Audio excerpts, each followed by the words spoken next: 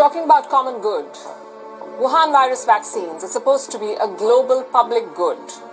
But what happens when a vaccine manufacturer starts bullying? Governments are silenced, supplies are halted, and profits take precedence over saving lives. I'm not describing a hypothetical situation here. I am describing what Pfizer is doing. The American pharma giant, it is doing all of this. It is bullying countries to submit to its demands. We first reported about this back in February this year. While countries like India are sending free vaccines to poorer nations, there are companies like Pfizer which are bullying governments. Pfizer asked to be compensated for the cost of any future lawsuits. Pfizer wanted Argentina to put, and listen to this, put its bank reserves, its military bases, and its embassy buildings at stake as collateral. These are Pfizer's demands.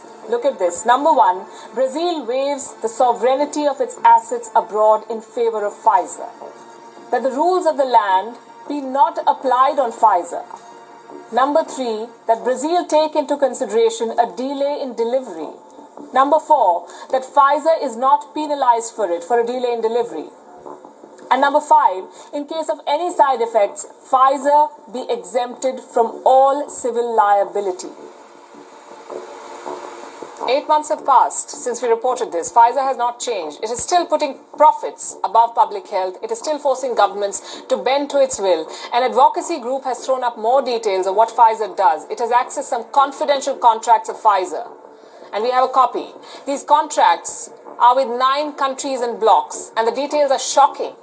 Desperate countries are being forced to make humiliating concessions to Pfizer. We went through the entire report. We found 6 very important points worth highlighting.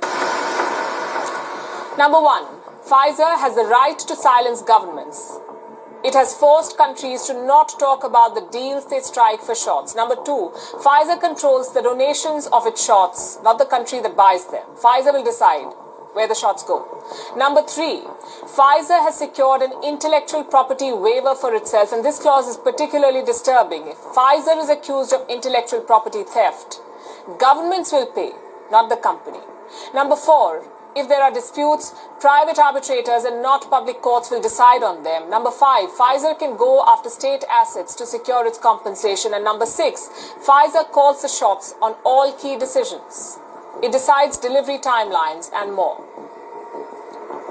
These are very serious revelations. I'll give you some more details. Number one, Pfizer is silencing governments. How? Through contracts.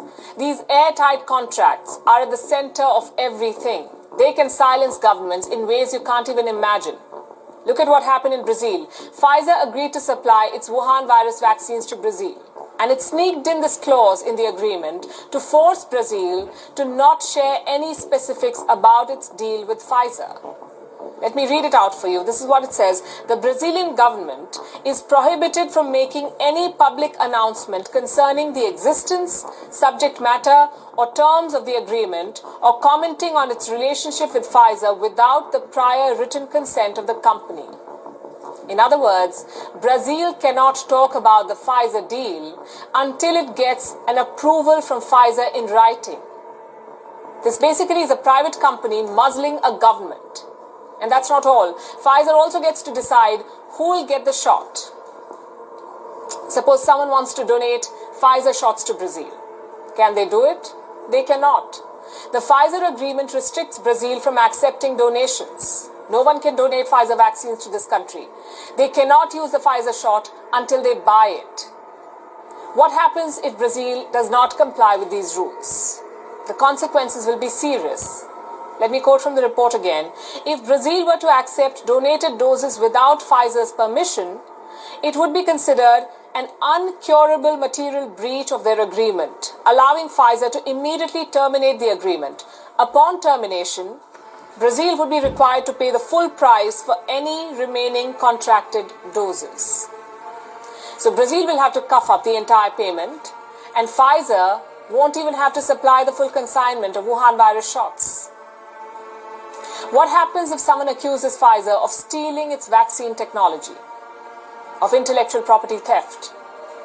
The government will be forced to defend Pfizer. It's unbelievable. We had to read this twice to let it sink in. And guess what? At least 4 countries have been forced to protect Pfizer's patent.